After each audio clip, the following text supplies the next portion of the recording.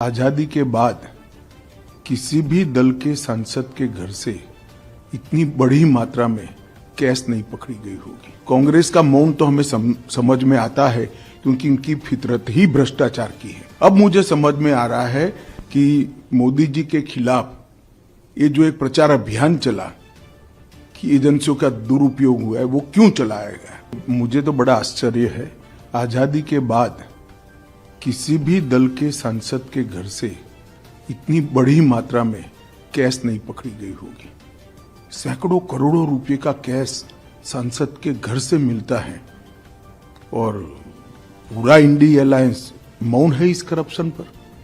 मैं तो पूछना चाहूंगा इनके साथियों को, कांग्रेस का मौन तो हमें समझ में आता है क्योंकि इनकी फितरत ही भ्रष्टाचार की है।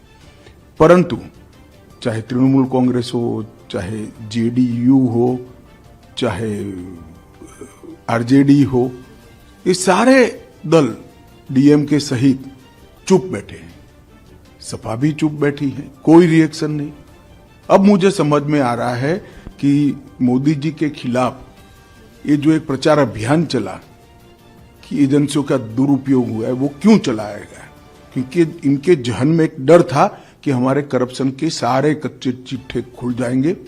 और मैं मानता हूं कि ये उचित ही हुआ है। जिस प्रकार से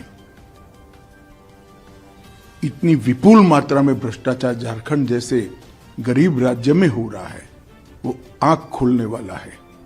और ये जो राजनीतिक प्रोपेगेंडा करते हैं एजेंसियों के दुरुपयोग का, उनको ये अपने आप ही उनके ही कृत्य से जवाब मिल गया है। इतना भारी करप्शन करने के बाद भी अगर कोई एजेंसी काम न करे तो एजेंसी की क्षमता पर सवाल उठते हैं।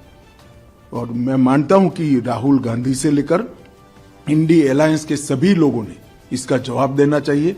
भारतीय जनता पार्टी ये मसले को बहुत नीचे तक, इस देश के जन जन तक ले जाएगी और जागरूकता लाने का प्रयास करेगी। हमारी लड़ाई 2014 से भ्रष्टाचार के खिलाफ है।